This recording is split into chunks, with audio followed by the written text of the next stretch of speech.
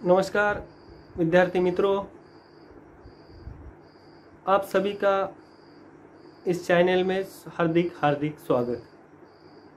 तो आज हम सेतु अभ्यासक्रम के आधार पर दिन 34वां देखने जा रहे हैं।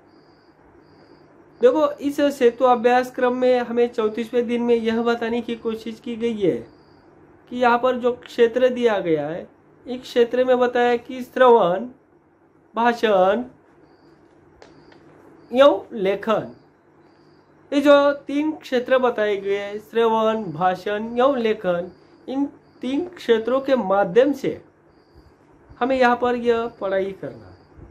तो देखो, इसमें हमें ये जो अपेक्षित कौशल्य बताए, तो अपेक्षित कौशल्य में हमें यह बताने की कोशिश की गई है कि छात्र एकाग्रता से कविता सुनेंगे। अभी जो छात्र है, छात्र ने एक ही काम करना है, सिर्फ जो एक एकाग्रता से ये कविता सुन लेना है। और ये जो छात्र है, कविता सुनते समय कठिन लगने वाले जो शब्द है, इन कठिन लगने वाले शब्दों का अंकन करने की कोशिश करेंगे। यानी जो हमें इस कविता में जो कठिन शब्द है, इसका हल ढूंढने की हम कोशिश करेंगे। तो हमें इसमें देखना है कि आओ पता करें में यह बताया गया कि अध्यापक छात्रों को अपनी आज़ादी की हम हरगिज मिटा सकते नहीं है, यह गीत सुनाएंगे। ये जो अध्यापक है, ये जो छात्र है, इस छात्र को हमारे देश की आज़ादी का गीत सुनाएंगे। और अध्यापक गीत का भावार्थ संक्षिप्त में स्पष्ट करते हुए क्रांतिकारियों के बलिदान पर चर्चा करेंगे। देखो, हमारे देश को आज़ादी दिलाने के लिए हजारों क्रांतिकारी होकर चले। इन क्रांतिकारों में भगत सिंह हो, सुखदेव है, राजगुरु है, चंद्रशेखर आजाद है, सुभाष चंद्र बोस है, महात्मा गांधी है, लोकमान्य तिलक है, डॉक्टर बाबा साहब अम्बेडकर है। ऐसे जो अलग अलग तरह के महान क्रांतिकारक हमारे देश को आज़ादी दिलाने के लिए होकर चले गए। और इन्होंने हमेशा एक बात कही कि हमारे देश की जो आज़ादी है, इस आज़ादी को हम हरगिज मिटा नहीं सकते। हमारे देश को आज़ादी दिलाने के लिए सन 1947 तक किन किन लोगों ने किसी तरह से आज़ादी दिलाने के लिए मेहनत की गई है, अपने प्राणों की आहुति दे दी है, यह इस गीत के माध्यम से हमें थे। और देखो, इस कविता के माध्यम से यहाँ पर कुछ सवाल किए गए हैं। अध्यापक छात्रों को इतिहास के पन्नों से दूर क्रांतिकारियों की जानकारी देंगे। जो अध्यापक है, जो छात्र है, छात्रों को इतिहास से थोड़ा दूर रखकर जो अलग अलग तरह के क्रांतिकारक है, इन क्रांतिकारकों की यहाँ पर जानकारी देने की कोशिश करेंगे। यहाँ पर कुछ क्रांतिकारक ऐसे थे, उन्होंने भूदान आंदोलन तक किया। दिन भर जमीन में कुछ खंदक खोद कर वहां पर छुप कर रहना, और रात के समय जो अंग्रेज है, इन अंग्रेजों के खिलाफ अपना आंदोलन जारी रखना। और इसी तरह वहाँ पर कुछ महिलाओं के नाम बताए। देखो, इसमें बताया कि झलकारी बाई, रानी चन्नम्मा, अथवा जो हमें पता है झांसी की रानी, हम कहते हैं कि झांसी की रानी लक्ष्मीबाई रहो, और इसी तरह अहिल्याबाई होलकर रहो। ऐसे अलग अलग तरह की जो महिला, इन महिलाओं ने तक हमारे देश की आज़ादी में अथवा स्वतंत्रता संग्राम में हिस्सा ले लिया था। तो इसके साथ साथ हमें यहाँ पर कुछ सक्षम बने, इसमें क्या कहा है। तो देखो, अध्यापक निम्नलिखित पद्य पंक्तियों की सहायता से शहीद समाधि की दुर्दशा पर चर्चा करेंगे। यहाँ पर हमें पता है, हमारे देश को आज़ादी दिलाने के लिए जो शहीद होकर चले गए, लेकिन आज उन समाधियों की अवस्था क्या है। इतना ही नहीं, उस समाधि पर लोग किस तरह से चले जाते, सिर्फ उनकी जो जयंती है, इस जयंती के अवसर पर ही वहाँ हम देखने के लिए वहाँ पर लोग 2-4 फूल लेकर चले जाते हैं। लेकिन इस अवस्था के जो बातें, इस कविता के माध्यम से यहाँ पर ये जो कवि है, इस कवि ने बताने की कोशिश की है। और छात्र शहीद स्मारक का, शहीद की समाधि का महत्व समझने की कोशिश करेंगे। और जो छात्र है, ये जो समाधि है, समाधि को समझने की कोशिश किस तरह से करेंगे। तो ये जो गीत है, ये गीत यहाँ बताया गया है। तो देखो, 3-4 फूल है, आसपास ढोल है। तो यहाँ इस कविता के माध्यम से समाधि की अवस्था क्या है यह अवस्था बताते हैं। और बताते समय कहा कि 3-4 फूल है।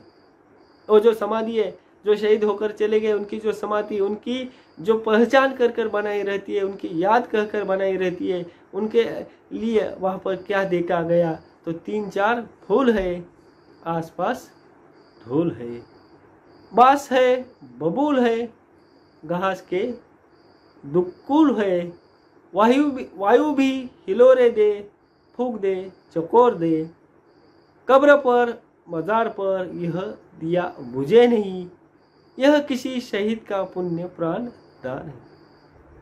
देखो कितनी अच्छी बातें 2-4 पंक्तियों में ही कवि ने यहाँ बताने की कोशिश की। जो शहीद की एक समाधि है और उस समाधि की अवस्था क्या हो चुकी है, और यह अवस्था बताते समय कवि कह रहे हैं कि 3-4 फूल है।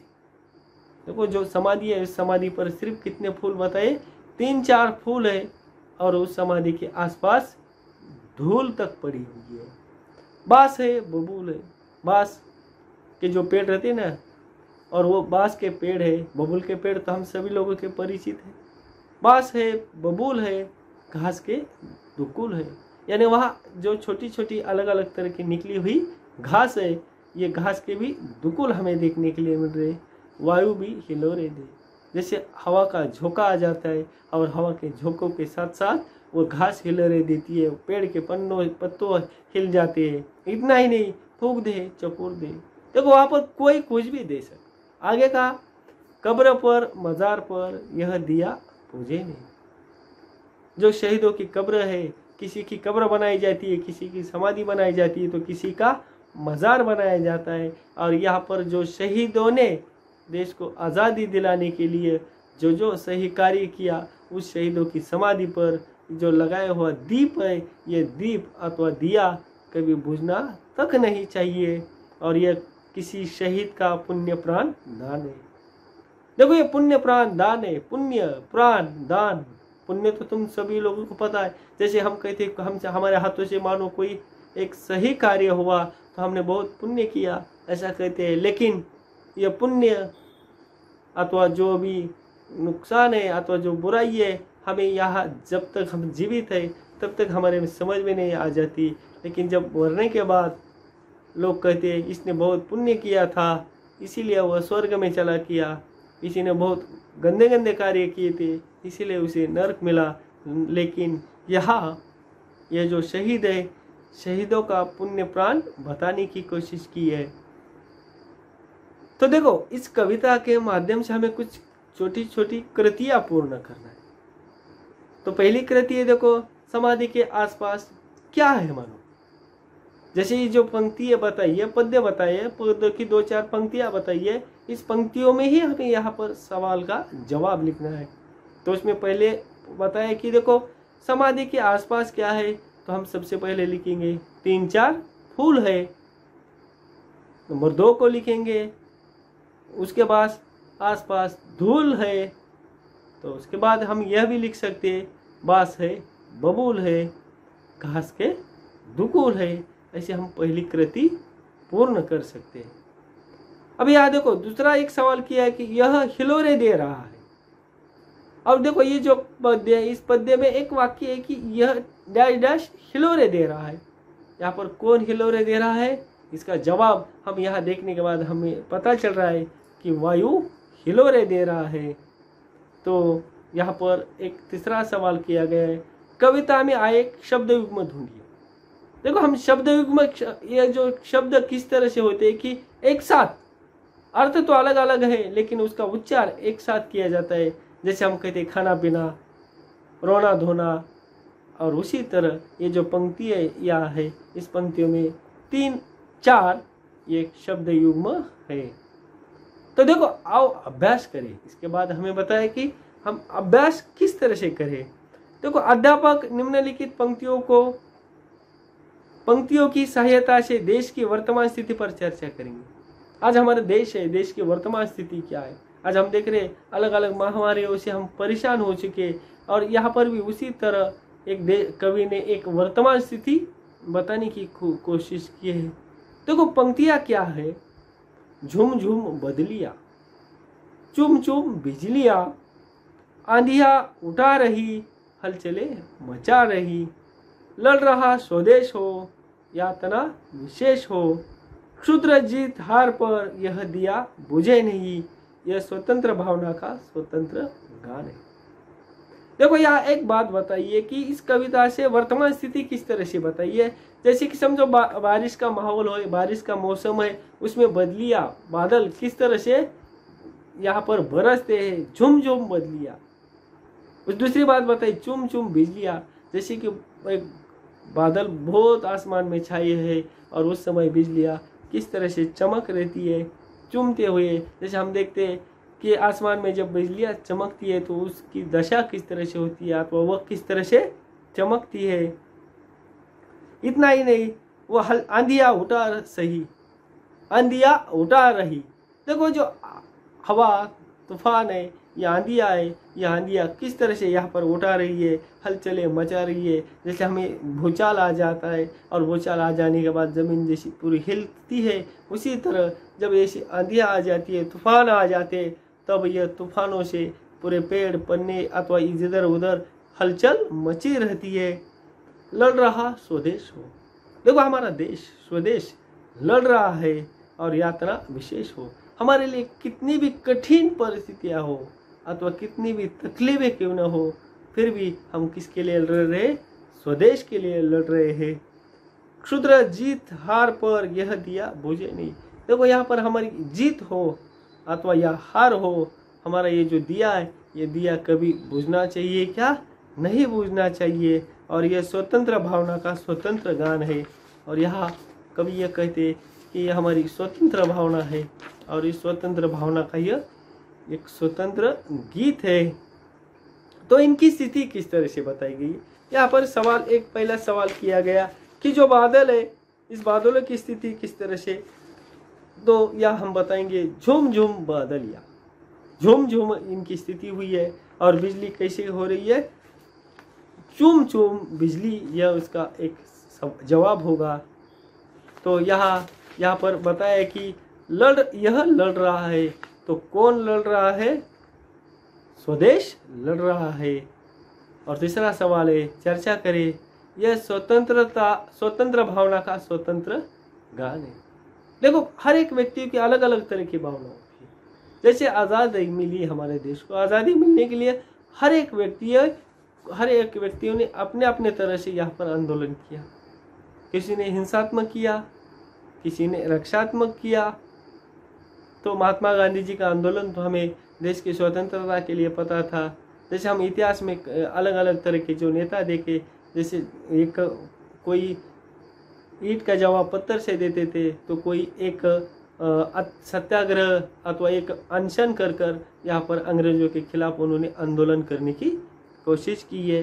इसी तरह ये जो हर एक व्यक्ति है, हर एक व्यक्ति अपने अपनी तरह से यहाँ पर स्वतंत्र गान कर सकता है। तो आओ सृजन करें। तो देखो कविता में उल्लेख पुण्य शब्द का उपयोग कर और शब्द तैयार कीजिए। देखो एक पुण्य शब्द है जिस तरह, तो इसी तरह कविता में आए हुए अलग अलग तरह के हमें शब्द बनाना है।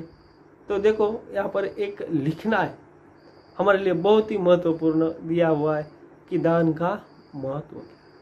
देखो दान किस तरह से दिया जाए और दान किसे देना चाहिए। हाँ, सचमुच जो जरूरतमंद है, जो विकलांग है, जिसे कोई चल नहीं सकता, कोई काम कर नहीं सकता, ऐसे व्यक्तियों को दान देना चाहिए। और ये दान का महत्व बहुत बहुत एक सही यहाँ पर है कि दान देना भी चाहिए।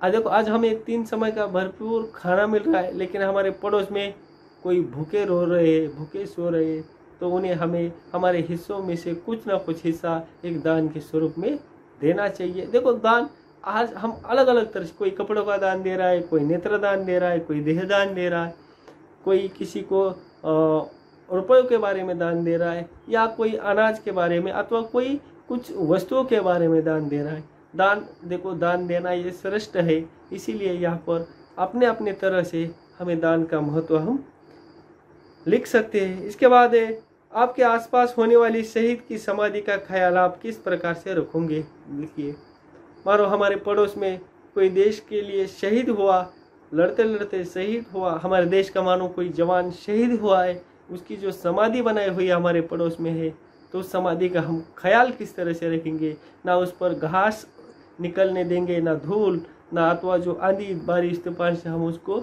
एक बचाने की कोशिश करेंगे। यह अपने अपने तरह से लिखना है। इसके बाद में हमें देखो एक पूरक साहित्यिक स्रोत दिया यह कहाँ से ले लेना है। विश्वास पाटिल जी द्वारा लिखित महानायक उपन्यास का प्रसंग पढ़े।